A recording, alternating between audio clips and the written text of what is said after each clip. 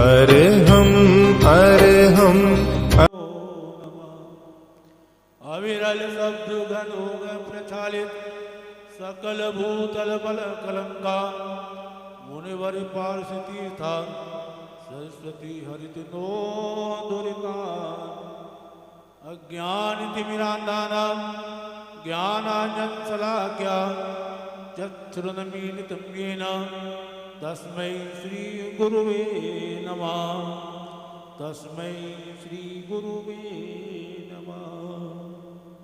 बोलिए अनंतानंद सिद्ध परमेष्टि भगवान की, द्वादशांग बिंदवाणी माता की, 3,9 करोड़ महामुनिराजों की, परम पूज्य आचार्य गुरु श्री सुरत सागर जी महामुनिराज की, समस्त मुनि संघ की,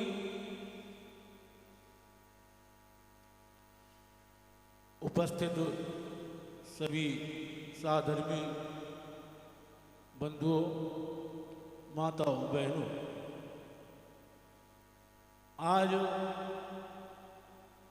ऐसे पावन प्रसंग पर हम सब यहाँ पर उपस्थित हुए हैं, जबकि 24 तीर्थंकरों में से 2-2 तीर्थंकरों के 2-2 कल्याण आज की तिथि में संपन्न हुए हैं।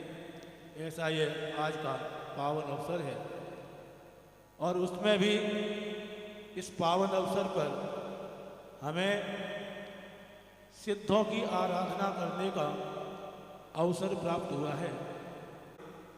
हम यहाँ आज से प्रारंभ किए हैं और अगले 8 दिनों तक निरंतर यह सिद्ध चक्र की आराधना यहाँ पर जारी रहेगी। सिद्ध चक्र की आराधना में जब हम विधान की बात करते हैं, प्रायः सिद्ध चक्र का अर्थ भी सामान्यतः हम लोगों के ख्याल में नहीं आता है। कितने लोगों को पता है सिद्ध चक्र का अर्थ क्या है? हाथ उठा के बताना। कितने लोगों को पता है सिद्ध चक्र का अर्थ क्या होता है? कितने लोगों को पता है? हाथ उठा के बताओ। मात्र एक हाथ उठा। ये स्थिति है पंच परमेष्टियों में सबसे उच्च परमेष्टि यदि हम किसी को कहते हैं तो हमारे कौन से परमेष्टि हैं? सिद्ध परमेष्टि है। प्रत्येक जीव का लक्ष्य होता है कि वह भगवान की आराधना से, व्रतों की साधना से, रत्नत्रय की आराधना करके मोक्ष मार्ग पर बढ़ता हुआ वह एक न एक दिन सिद्धत्व को प्राप्त करे। किंतु हमें सिद्धों का स्वरूप नहीं पता। सिद्धों की आराधना हम करते आ रहे हैं। कब से करते आ रहे हैं? एक दृष्टि से देखें तो जब से जन्म हुआ है, उसके बाद जब से हम बोलना सीखे हैं, लोग कौन कौन करता आया है? कहते हैं नमो सिद्धाणम, पंच परमेष्टि का मंत्र, पंच नमस्कार मंत्र हम सबको घुटी में घोल के पिलाया गया। जब से हम बोलना सीखे, बोलने से भी पहले जब हम माता की गोद में थे, मात्र 45 दिनों का हमारा जीवन था। माता पिता हमें जिनदेव के दर्शन कराने ले गए। वहाँ गुरु के मुख से, गुरु के मुखारविंद से हमारे कानों में जो सबसे पहला मंत्र दिया, जो सबसे पहले हमें जैनत्व का पाठ पढ़ाया, वह पंच नमस्कार मंत्र था हमारे कानों में। अपितु हमारे अंदर जैन होने के साथ साथ जैनत्व के संस्कार भी आने चाहिए। किंतु इतने वर्षों के बाद भी हम वहीं के वहीं खड़े हैं। आज भी हमें अपने पंच परमेष्टियों का स्वरूप ठीक से पता नहीं है। ये स्थिति है हमारी, सच्चाई है ये। और जब भी कभी इतनी बारीकी से बात की जाती है अथवा थोड़ा सा इस ओर आपका ध्यान आकर्षित किया जाता है तो आपको ये बड़ा कठिन सा लगता है। भक्ति कराओ 2 घंटे कोई दिक्कत नहीं, नृत्य कराओ 4 घंटे कोई दिक्कत नहीं, संगीत बजवाओ कोई दिक्कत नहीं, विधान कराओ, पूजा कराओ कोई दिक्कत नहीं। पर जहाँ भी अपन को थोड़ी सी साहित्यिक चर्चा करनी होती है, हमें ऐसा लगता है कि ये कुछ कठिन विषय है और हमारे ज्ञान के बाहर का विषय है, हमारी सीमा के बाहर का विषय है। किंतु ऐसा नहीं है। हम सबको ज्ञान होना बहुत आवश्यक है, नहीं तो उसके अभाव में 8 दिनों तक हम यहाँ भक्ति करेंगे, नृत्य करेंगे, सामग्री चढ़ाएंगे, अर्घ पूरे करेंगे और यहाँ से चले जाएंगे और हमारा सिद्ध चक्र विधान संपन्न हो जाएगा। होता भी है, पहले भी किया होगा, पर हम ऐसा मानते हैं, ऐसा चाहते भी हैं कि कुछ ना कुछ अंश सिद्धों का स्वरूप हमें जानना, जितना भी हमारी समझ में आ जाए अपने बुद्धि के अनुसार हमें जरूर ग्रहण करना चाहिए। सिद्ध चक्र का अर्थ होता है सिद्धों का समूह। क्या होता है? सिद्ध चक्र का अर्थ होता है सिद्धों का समूह, क्योंकि सिद्ध कोई 1-2 जीव नहीं है। कितने जीव हैं सिद्ध? अनंत जीव सिद्ध हो चुके हैं। कितने जीव हो चुके हैं? अनंत जीव सिद्ध हो चुके हैं, कोई एक जीव नहीं है। तीर्थंकर भले ही एक काल में भरत क्षेत्र में 24 होते हो, लेकिन सिद्ध तो हमेशा होते ही रहते हैं। और आज भी ढाई द्वीप में 6 महीने 8 समय में 608 जीव नियम से मोक्ष को प्राप्त कर सिद्धत्व को प्राप्त करते हैं। तो भले ही आज तीर्थंकरों का उद्भव उनके कितने जीव हैं? अनंत जीव हैं, कोई एक जीव नहीं है वहाँ पर। तभी अपन क्या बोलते हैं? अनंतानंत सिद्ध परमेष्टि भगवान की। अनंतानंत जीव हैं, अनंत भी नहीं, अनंतानंत जीव हैं। कब से हैं वो जीव वहाँ पर? कब से हैं? अनंत काल से हैं। कब तक रहेंगे? अनंत काल तक रहेंगे। कैसे रहेंगे? जैसे शुद्ध स्वरूप में अभी विराजमान है, वैसे ही अपने शुद्ध स्वरूप में अनंत काल तक वहाँ विराजमान रहने वाले हैं। अव्ययवाद सुखी हैं। कोई भी कैसा भी किसी भी प्रकार का कर्म उनके साथ नहीं है। द्रव्य कर्म, भाव कर्म, मोह कर्म से सर्वथा रहित होने से वे सिद्ध जीव अनंत सुखी हैं।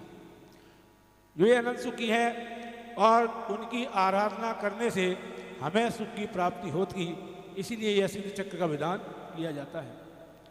पंडित प्रवर दौलत राम जी ने 6 डाला जैसे ग्रंथ में सबसे पहले जो बात लिखी मंगलाचरण के रूप में, सबसे पहले उन्होंने यही लिखा, जे त्रिभुवन में जीव अनंत सुख चाहे दुख ते भयवंत। संसार में जितने भी प्राणी हैं, कोई भी प्राणी दुखी रहना नहीं चाहता। सभी क्या चाहते हैं? सुख चाहते हैं। क्या चाहते हैं?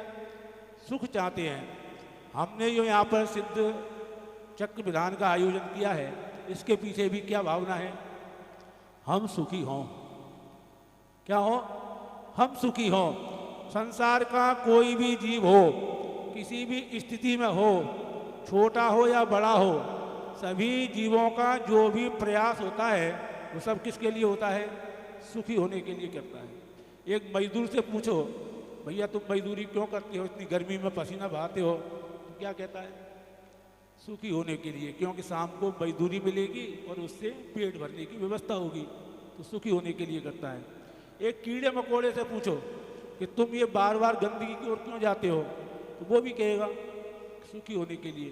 एक किसी सन्यासी से पूछो कि आप इतना कठोर तपस्या क्यों करते हो, क्यों भूखे प्यासे रहते हो, क्यों इतनी साधना करते हो, तो वो भी कहेंगे, क्या कहेंगे? सुखी होने के लिए। यानी संसार में जितने भी प्राणी, चाहे व्यापारी हो, चाहे नौकरी वाले हो, चाहे गृहिणी हो, चाहे कुछ भी हो, अधिकारी हो, कुछ भी हो, सारे प्रयास किसके लिए है? सुखी होने के लिए। और इतने सारे प्रयास करने के बाद भी यह जीव आज तक सुखी नहीं हो पाया। सुखी हो गया? सुखी हो गया क्या? अगर सुखी हो गया होता तो यहाँ नहीं बैठा होता। अगर सुखी हो गया होता, नई तरह का दुख हमें क्या सताता है? सताता ही रहता है। तो संसार में कोई भी जीव दुखी रहना नहीं चाहता, दुखी हैं जरूर, सभी जीव सुखी होना चाहते हैं, पर आज तक इस जीव को सुख का मार्ग प्राप्त नहीं हुआ, सच्चे सुख का मार्ग प्राप्त नहीं हुआ है। पाए पदार्थ इसको आज तक सुखी करने में समर्थ नहीं हो पाए, कोई भी पदार्थ इसको आज तक सुखी नहीं कर पाया, और यह जीव उन पदार्थों के लिए आकुल व्याकुल होकर और ज़्यादा दुखी होता रहता है। संसार में अगर कोई सिद्ध भगवान है, कौन भगवान है, कौन से भगवान है, सिद्ध भगवान है। पूर्ण सुखी कौन है, तो सिद्ध भगवान है। आज आपने माध्यम से भगवान सिद्ध प्रभु का गुणगान किया था, 8 अर्घ चढ़ाए थे, उनमें एक गुण था अव्या सुख के साधन है, वो सब कैसे हैं, पराधीन है। कैसे है, पराधीन है। गर्मी लगी तो कूलर खरीद लिया, फिर उसके लिए लाइट चाहिए, लाइट चली गई तो जो कूलर हमें सुख के लिए खरीदा था वह अब क्लेश का कारण बन गया। क्यों बन गया, लाइट नहीं है तो देख देख के उसको क्लेश होता है। फिर लाइट की व्यवस्था करी, लाइट की व्यवस्था करी तो फिर और कोई समस्या खड़ी हो गई। फिर दिसंबर का महीना आ गया अभी वर्तमान का, अब उस कूलर को कहाँ रखें, अब उसकी ज़रूरत तो है नहीं, चला सकते नहीं क्योंकि सर्दी देगा। तो पराधीन सुख है ये। कैसा सुख है, पराधीन सुख है। और भगवान के पास जो सुख है वो कैसा है, स्वाधीन सुख है। उन्हें पर की अपेक्षा नहीं है, बिल्कुल भी उन्हें कोई साधन की आवश्यकता नहीं है। भगवान का जो सुख है वो कैसा है, कैसा है, स्वाधीन सुख है, अव्यावाद सुख है। इसलिए हम यहाँ पर ऐसे सुख की प्राप्ति के लिए भगवान सिद्ध प्रभु की आराधना करते हैं। उन सिद्ध प्रभु की आराधना से हमारे जीवन में भी ऐसा वह सुख उत्पन्न हो, हमारा भी दुख मिटे, ऐसी मंगल भावना के साथ ही हमने यहाँ पर सिद्ध चक्र की आराधना को यहाँ पर प्रारंभ किया है। प्रतिदिन यहाँ पर हम भिन्न भिन्न पूजाओं के माध्यम से उन सिद्धों के स्वरूप को समझने का प्रयास करेंगे और समय समय पर उन सिद्ध प्रभु के गुणगान के द्वारा हम अपनी भक्ति को यहाँ पर और भी ज़्यादा बढ़ाते हुए, अपनी विशुद्धि को बढ़ाते हुए इस सिद्ध चक्र महामंडल को आगे बढ़ाएंगे। पांचों परमेष्टियों में सिद्ध भगवान के कितने मूल गुण होते हैं, 8। कितने मूल गुण होते हैं, और अरहंतों के 46। कितने होते हैं, अरहंतों के 46 और सिद्ध भगवान के 8। यद्यपि सिद्ध परमेष्टि अरहंत परमेष्टि से बड़े परमेष्टि हैं, फिर भी मूल गुणों की अपेक्षा देखें तो आगम में उनके कितने गुण बताए हैं, 8। तो क्या वो सिद्ध परमेष्टि अरहंत से छोटे हैं, हीन हैं? नहीं। सिद्ध परमेष्टियों के जो 8 गुण कहे हैं आगम में, वह अष्ट कर्म के नाश होने से अपेक्षा से हैं। बाकी सिद्ध तो अनंत गुणों के एक अखंड पिंड शुद्ध चिद्रूप चैतन्य में ऐसे परमेष्टि हैं। ऐसे उस सिद्ध स्वरूप की आराधना हम सभी के यहाँ पर करनी है। हम सभी 8 दिनों तक पूज्य गुरुदेव के सानिध्य में यहाँ पर उन सिद्ध प्रभु का स्मरण करेंगे, भक्ति करेंगे, आराधना करेंगे। इस प्रकार सिद्ध परमेष्टि की पूजा से हमारे जीवन में यह लाभ हो।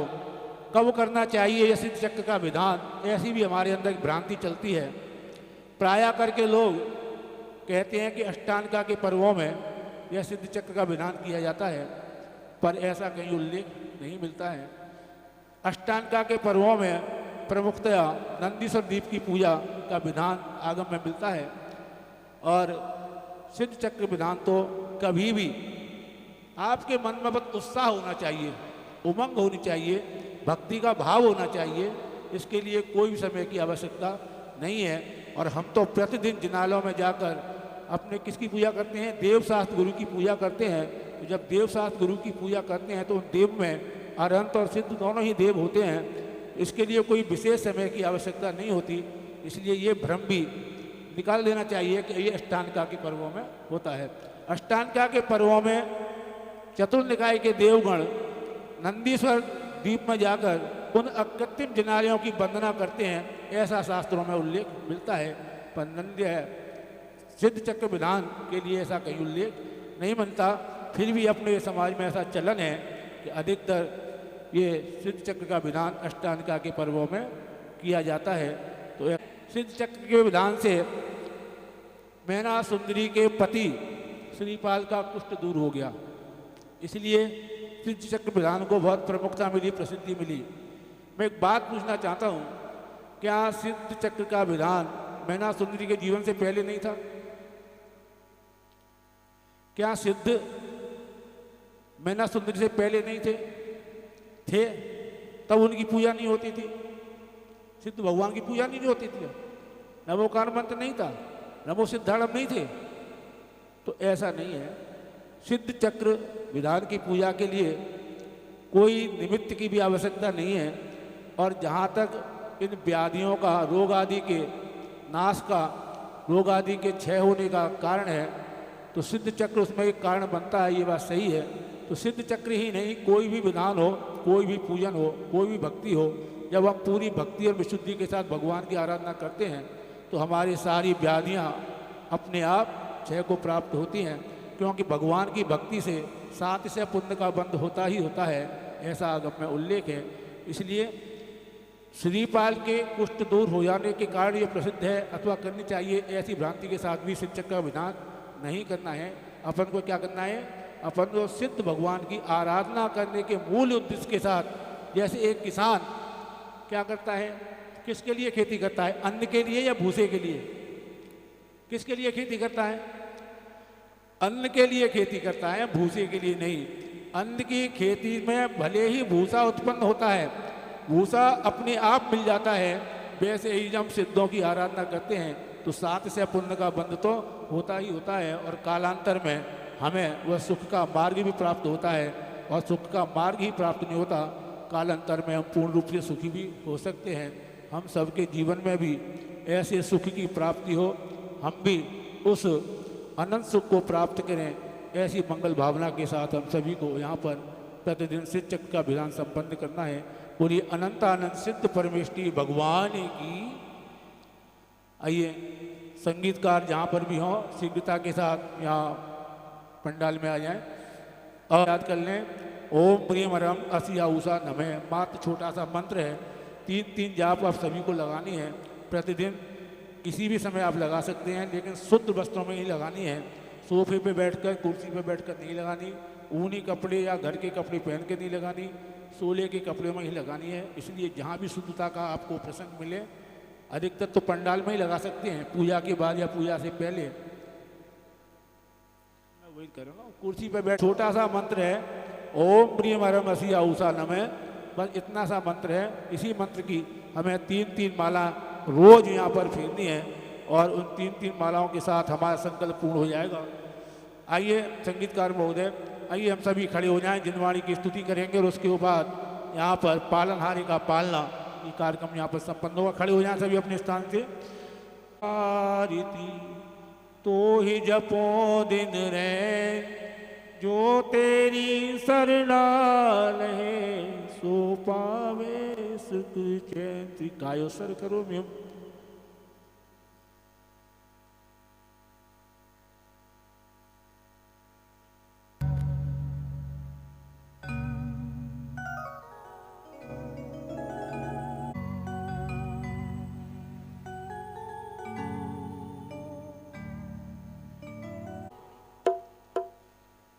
भाई कहाँ गया आपको